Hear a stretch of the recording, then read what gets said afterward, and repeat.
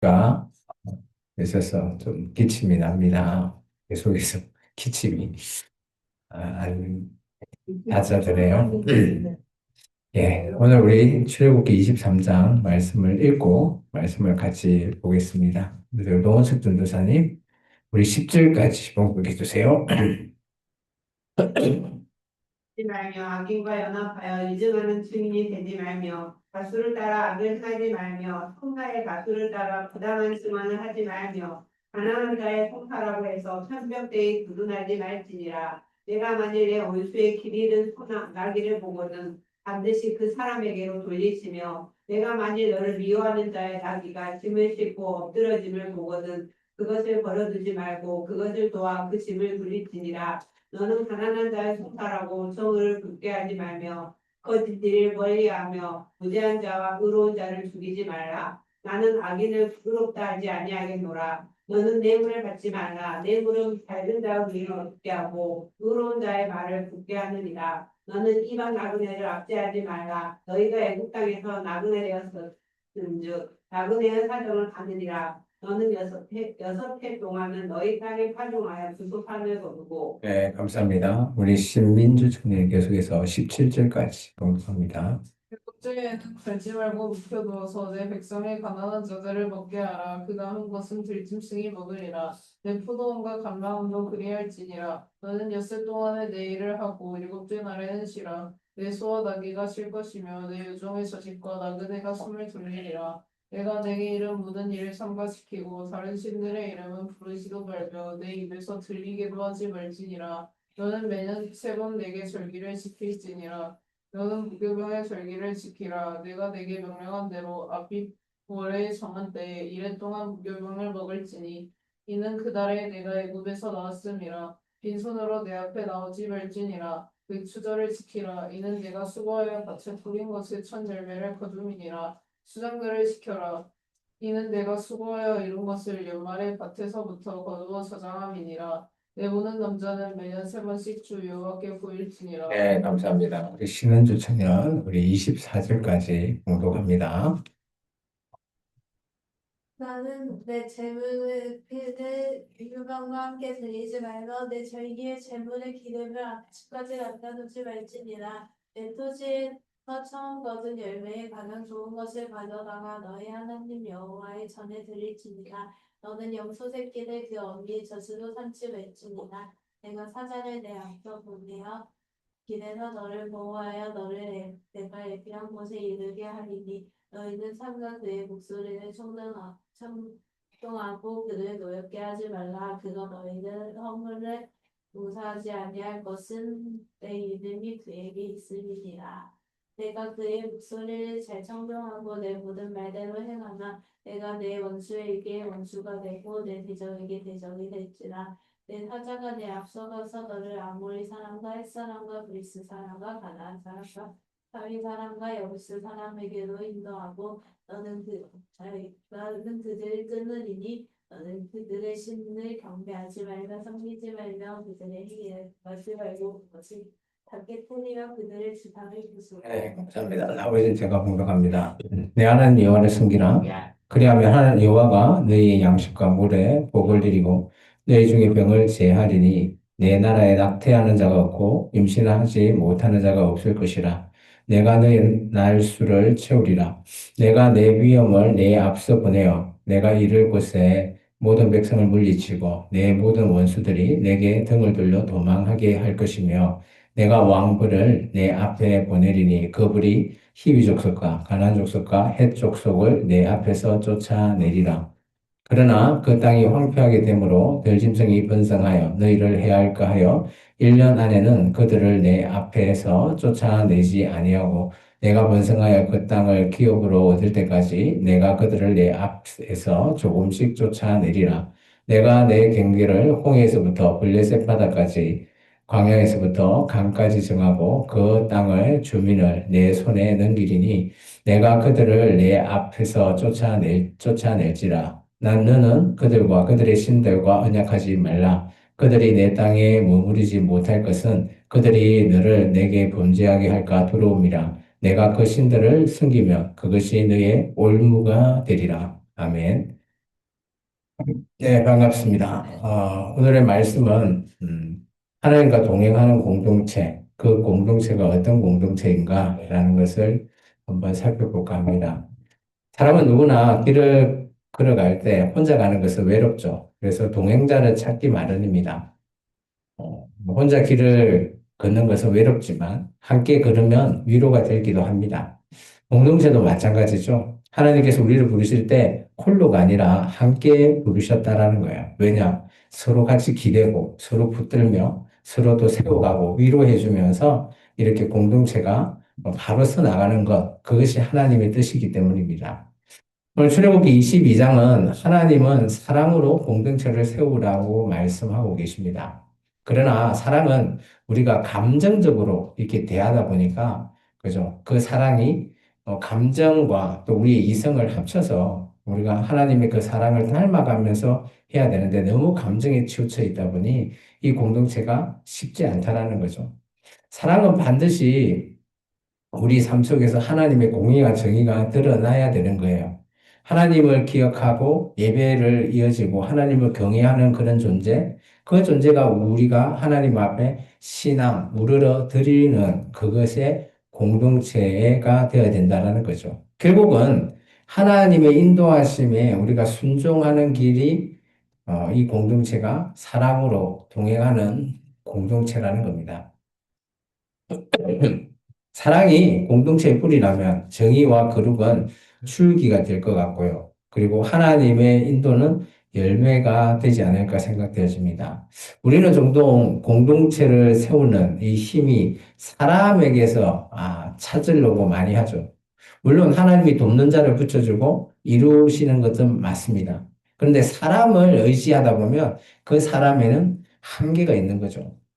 우리도 마찬가지 아닙니까? 우리의 한계가 뻔히 우리가 어디까지가 내 한계인지 본인이 다 잘 알고 있습니다. 인간은 아무리 지혜로우려고 아무리 노력한다고 하나님의 지혜를 따라갈 수가 없어요. 그렇기 때문에 사람을 의지하는 공동체는 오래가지 못한다라는 겁니다. 따라서 우리가 하나님의 말씀 속에서 하나님의 그 뜻을 알고 닮아가려고 해야 되지, 사람을 의지하고 저 사람이 더 나보다 낫고 똑똑하니까 저 사람이 더 많이 우리 공동체를 위해서 힘써줄 거야, 이렇게 생각하는 것은 그 공동체가 하루아침에 무너질 수밖에 없다는 겁니다. 우리가 하나님께 동행한다라고 한다는 것은 공동체가 절대 흔들리지 않는다라는 거예요.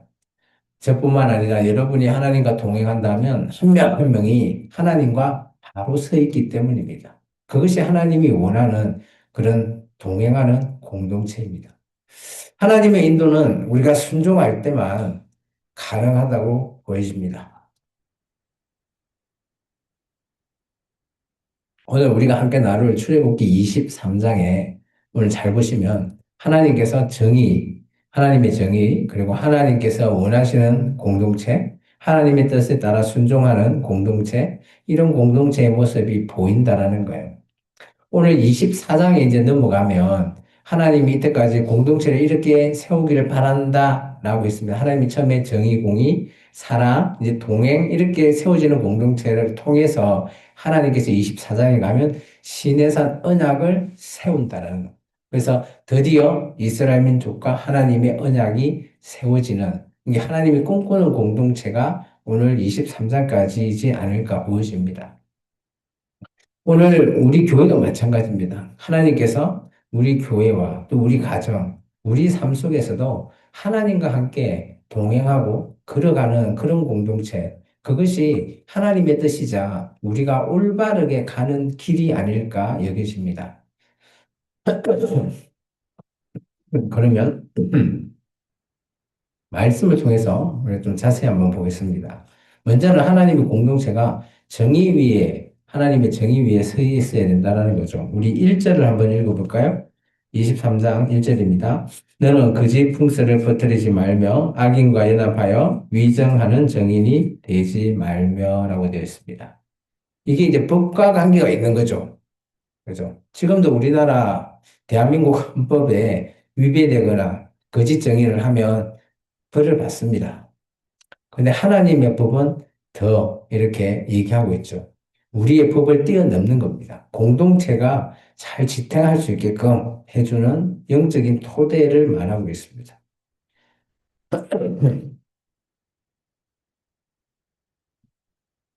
거짓과 불의가 스며들면 공동체가 무너질 수밖에 없는 거죠. 그래서 오직 진실하고 그리고 공의가 살아 움직일 때 공동체가 바로 선다라는 걸 말합니다.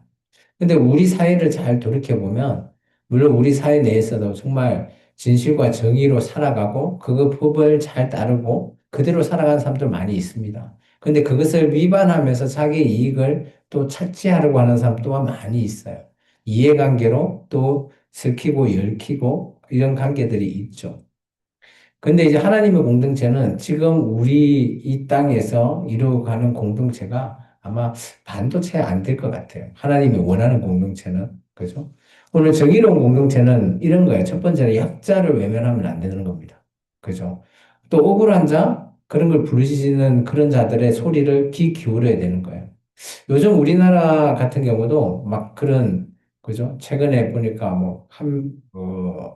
하여튼 감독님이 하여튼 그런 문제로 해가지고 수사를 잘못해서 순식간에 이렇게 문제가 좀 있어가지고 자기 그 장애인하고 밥 먹으러 갔다가 시비 걸려가지고 내사 판정받았다가 죽게 되는 그런 부분들이 다시 재조사해라.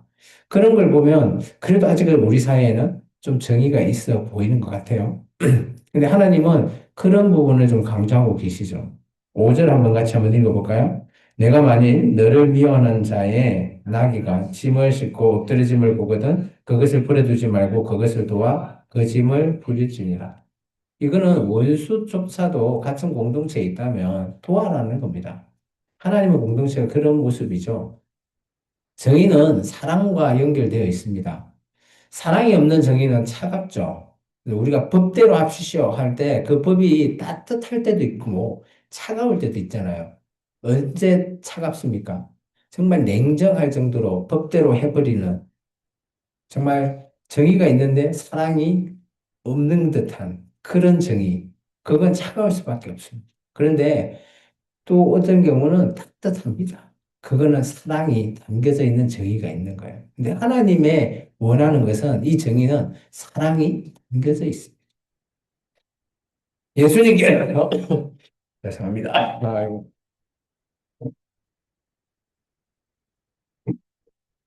예수님께서 마태복음 5장 7절에 산상수훈에서 긍휼히 여기는 자가 복이 있나니 그들이 긍휼히 여김을 받을 것이다 라고 얘기했습니다.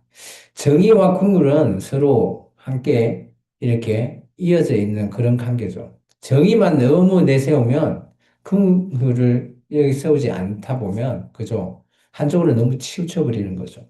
억울한 자, 그런 자들을 긍휼하게 여겨라 라고 하는 거잖아요. 그런 것이 하나님을 닮아가는 공동체라는 겁니다. 아, 목소리 상태가 좀 안 좋아서 설교가 쉽지가 않네요. 오늘 우리 사회도 정의가 많이 올바른 길로 가기를 원하지만 또 자기 이익을 위해서 치우쳐 있는 그런 모습을 보기도 합니다. 너무 안타깝죠. 근데 우리가 어떻게 할 수가 없는 그런 부분들도 너무 많습니다. 억울한 자, 그리고 약자, 원수, 이런 것을 사랑하는 공동체. 그런 공동체가 하나님과 동행하는 공동체의 첫걸음이라고 하나님께서 오늘 23장에 대해서 말씀하고 있습니다. 두 번째는 하나님의 공동체는 이 정의도 당연히 기본으로 베이스에 잡혀 있어야 되지만 그 위에 오늘 하나님을 기억하는 오늘 우리와 같은 공동체 있잖아요. 교회 공동체는 예배가 삶 위에 쌓여야 된다는 겁니다. 오늘 하나님께서는 절기를 통해서 하나님을 기억하라는 겁니다. 우리 말씀을 보겠습니다. 10절과 11절 한번 읽어볼까요? 너는 열흘째 동안 너희 땅에 파종하여 그 소산을 거두고 일곱째에 갈지 말고 묵혀두어서 내 백성의 가난한 자들을 먹게 하라. 그 남은 것은 들짐승이 먹으리. 내 포도원과 감람원도 그리할지니라. 땅을 쉬게 해라. 농부들이 땅을 쉬게 할 때가 있습니까? 물론 그 우리가 논 같은 경우는 배를 다 추수하고 나서는 겨울 내내 이제 좀 쉬기는 하죠. 근데 여기서는 1년을 쉬게 하는 겁니다. 1년을 쉬게 해. 그리고 그 다음 해에 다시 씨를 뿌리라는 겁니다. 이게 쉽지 않은 거거든요. 요즘도. 근데 하나님께서 이렇게 땅도 쉬게 하고요. 그러면 사람과 짐승도 당연히 쉴 수밖에 없는 거잖아요. 땅 위에 일을 안 하니까. 그렇게 안식년을 얘기하고 있습니다. 하나님의 이런 공동체, 하나님을 잊지 않고 하나님의 삶 속에서 하나님께서 이런 것을 통해서 알게 하고 안식일을 그렇게 지켜라라는 그런 부분들이 있고요. 그 이후에 14절 이후부터는 또 세 가지 절기가 나와요. 이 절기를 통해서 하나님께서 오늘 맥주절, 수장절, 뭐 이런 절기, 뭐 유월절 이런 절기를 통해서 하나님의 공동체, 하나님이 어떤 분이신지를 또 알아나가라는 겁니다. 우리가 절기, 교회 절기 우리가 지난주 부활절 했잖아요. 그리고 추수감사절, 또 우리가 성탄절이라고 하는 절기를 지킵니다. 왜 지킬까요? 그런 절기를 지키는 이유가 뭡니까? 기억하는 겁니다. 기억하는 거.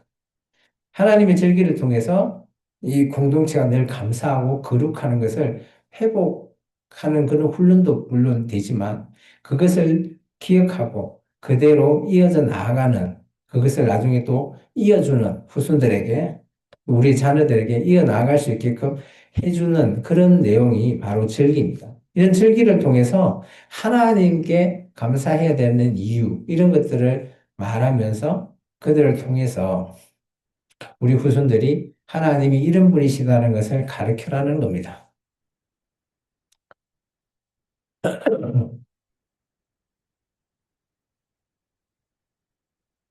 하나님을 기억하는 공동체는 세상 풍조에 흔들리지 말라라고 하죠. 보시면 우리 여러 가지 이런 풍조들이 많이 있습니다. 세상에. 그게 흔들리지 않는 공동체. 그게 바로 하나님의 공동체라는 것을 얘기하고 있어요. 세상이 함께 있지만 세상과 섞이지 않는 공동체.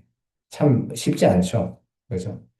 그렇다면 우리가 어디가 기준이 되냐? 먼저 하나님을 바라보는 것. 그래서 마태복음 6장에는 우리가 잘 아는 말이 있습니다. 너희는 먼저 그 나라와 그 의를 구하라.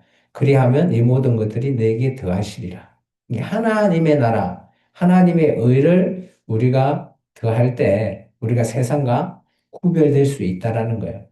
똑같은 세상의 공동체에 교회 공동체가 함께 하지만 교회는 또 교회 하나님을 향한 교회만의 이 공동체가 구별되고 또 거룩함을 유지해 나갈 수 있다는 겁니다.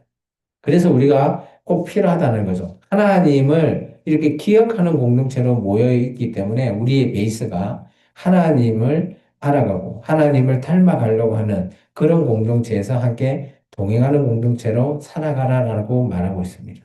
세 번째는 하나님의 공동체는 그죠? 약속을 오늘 하나님께서 지키신다는 겁니다. 오늘 하나님께서 이 이스라엘 민족에게 출애굽을 해서 가나안 땅을 가게끔 하나님께서 말씀하고 계시죠. 20절 말씀 한번 읽어볼까요? 내가 사자를 내 앞에 보내어 길에서 너를 보하여 너를 내가 예배하는 곳에 이르게 하리리 라고 있습니다. 그곳이 어딘가 하면 쭉 우리가 봤죠? 가나안 땅입니다. 가나안 땅. 하나님께서 원하시는 그 땅 약속해 주는 거죠. 우리도 소망이 있지 않습니까? 우리도 천국 소망. 그 약속을 우리가 딱 간직하고 있기 때문에 우리가 오늘 그런 약속을 지키고 이어나갈 수 있는 순종할 수 있는 길이 되지 않을까 생각합니다. 24절 한번 같이 읽어볼까요? 너는 그들의 신을 경배하지 말며 숙이지 말며 그들의 행위를 본받지 말고 그들에게 다 깨뜨리고 그들의 주상을 부수랍니다. 이게 뭘까요? 가나안 땅에 가면 많은 우상들이 있는데 그거에 동화되지 말고 그것을 다 부숴버리고 오직 나만 섬겨달라라는 것입니다. 참 출애굽하고 나서 하나님께서 가나안 땅에도 들어가지 않았지만 이런 말을 당부하는 것 하나님 다 알고 계시잖아요. 그러다 보니까 하나님과 동행하는 공동체는 타협하면 안 되는 거예요. 오직 내가 하나님만 섬긴다면 하나님만 섬겨야지 다른 우상 그냥 다 버려라는 겁니다. 다 부숴라. 네 안에 있는 욕심이 우상이라면 그것도 부숴버려라는 겁니다. 순종은 때로는 불편하기도 합니다. 우리가 순종하려고 하면. 때로는 손해인 것처럼 보이죠. 그렇지만 순종을 하는 공동체가 하나님의 약속의 땅에 끝까지 들어가게 해준다라는 겁니다. 이스라엘 백성이 광야에서 길을 잃지 않은 이유가 뭘까요? 하나님께서 구름 기둥과 불 기둥으로 인도해 주셨잖아요. 오늘날 우리는 어때요? 우리가 가는 길? 하나님 지금 구름 기둥, 불 기둥 인도해 주나요? 아니죠. 그것보다 더 명확한 걸 오늘 우리에게 주셨습니다. 뭘까요? 말씀이에요. 이것보다 더 명확한 게 없어요. 이스라엘 민족은 그 당시에서 말씀을 알지 못했지만 그런 구름 기둥과 불 기둥을 통해서 아, 하나님이 이런 분이시구나를 깨닫는 체험을 했죠.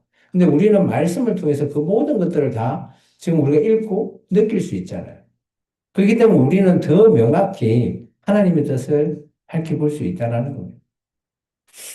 따라서 하나님을 인정하고 순종하는 공동체 절대 길을 잃지 않는다고 저는 봅니다. 그래서 우리가 늘 뭐 부활절을 절기로 지키고 있지만 하나님을 기억하잖아요. 예수님이 부활하신 것을 인정하잖아요. 그걸 왜 할까요? 매년. 그냥 의식적으로 그러면 아무 소용이 없는 거예요. 예수님이 지금 부활해서 지금도 살아계시고 지금도 우리 교회를 보고 계시는구나. 우리 요한계시록 보면 뭐그 소아시아 7교회만 하나님께서 거느리실까요? 저는 그렇게 보지 않아요. 지금 우리 생명나무 교회도 하나님께서 지금 거느리고 계신다는 것을 저는 봅니다. 그러면 지금도 예수님께서 함께 하시는 이런 공동체, 그러면 우리가 하는 예수님의 그 뜻을 그대로 순종하면서 이어나갈 때 이것이 이루어진다라고 봅니다. 22절 말씀을 한번 같이 읽어볼까요? 22절입니다. 내가 그의 목소리를 잘 청종하고 내 모든 말대로 행하면 내가 내 원수에게 원수가 되고 내 대적에게 대적이 될지라. 누가요? 하나님이 네 대신 내가 해주겠다라는 거예요. 이것보다 더 명확한 게 어디 있습니까? 하나님께 원수가 싸우고 주고요. 하나님께서 네 대신해서 내가 다 쳐부숴 줄게. 네가 나를 믿고 순종하면 그렇게 얘기하고 있습니다. 로마서에서도 로마서 8장에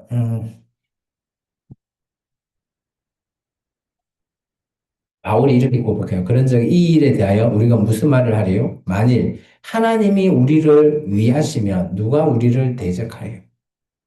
하나님과 동행하는 공동체는 어떤 대적 앞에서도 담대할 수 있다라고 말하고 있습니다. 오늘 우리에게 필요한 것은 뭘까요? 순종입니다. 하나님과 동행한다라고 하는 이 공동체의 기본 베이스는 순종이 깔려 있어야 되는 거예요. 하나님의 정의가 함께하고요. 하나님을 기억하는 행위, 우리가 절기를 지키는 이런 행위도 물론 포함되어 있지만 가장 맨 밑에 베이스로 깔려 있어야 될 중요한 것은 순종입니다. 하나님의 말씀의 순종, 하나님 앞에 하나님께서 길을 예비해 두셨듯이 십자가에서 예수님을 통해서 길을 열어 놓으셨잖아요. 그게 믿어지면 순종하고 그 길을 따라가야 되는 거예요. 그래서 가장 중요한 것은 하나님과 동행하는 공동체는 순종이 베이스가 되어 있지 않으면 절대 동행할 수 없다는 겁니다. 하나님께서 약속의 땅, 가나안 땅을 이스라엘 민족에게 약속해 주시죠. 대부분은 믿지 않았어요. 1세대에 200만 가나안 땅에 들어갔죠.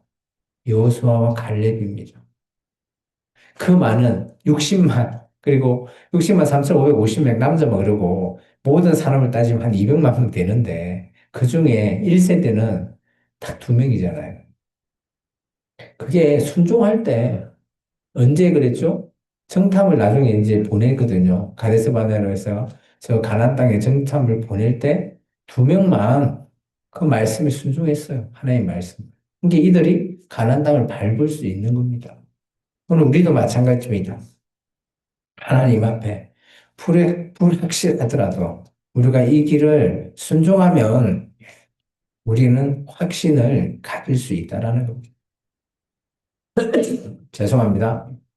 아유, 말씀이 제가 제대로 기침 때문에 전해지지가 않네요. 그래도 오늘 우리가 명확해야 될 것은 한 가지라고 저는 한 가지만 붙들고 가면 될 거라고 봅니다. 하나님께서 동행하는 공동체, 그 안에는 크게 세 가지가 있죠. 하나님의 정의, 또 하나님을 기억하는 절기, 그리고 하나님의 뜻을 따라가는 순종. 이 세 가지를 우리가 함께 어우러져 있을 때 우리가 하나님과 동행하는 공동체로 나아갈 수 있다는 겁니다. 따라서 오늘 말씀을 통해서 우리가 똑바로 하나님의 뜻을 따라 나아간다라고 하지만 내가 한다? 아니에요. 하나님께서 일하시기 때문에 우리가 할 수 있는 것입니다. 그런 생각도 좀 바꾸시고요. 세상 풍조, 요즘 뭐 세상 문화 좋은 거 많잖아요. 물론 그런 것에 흔들리면 안 된다는 거예요. 우리는 철저하게 그런 문화 속에서 있더라도 우리가 그게 성경의 말씀을 가지고 기준으로 삼았을 때 그게 옳은지 아닌지를 판단해 볼 수 있어야 됩니다. 각자가 말이죠. 제가 이건 아닙니다 한다고 여러분이 아니에요 이렇게 하는 게 아니라 여러분 각자가 말씀을 통해서 봤을 때 아, 이것은 옳지 못하구나. 이것을 좀 깨달으라고 하는 겁니다. 그렇게 깨달아서 살아가는 것이 하나님과 동행하는 공동체로 살아가는 것이 아닐까 보여집니다. 이제 마지막 말씀을 통해서 오늘 출애굽기 23장은 우리에게 주는 메시지죠. 우리의 교회, 가정, 우리의 삶에 오늘 하나님께서 동행하는 공동체로 살아가기를 소망하는 하나님의 뜻이 담겨져 있습니다.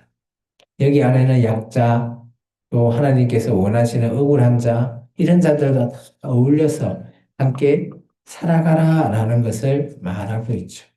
오늘 그런 저와 여러분의 삶을 따라 살아갈 수 있는 저와 여러분의 삶이 되기를 주의 이름으로 축원합니다. 감사합니다. 기도합니다. 주님 감사합니다. 오늘도 주님의 귀한 뜻을 통해서 발견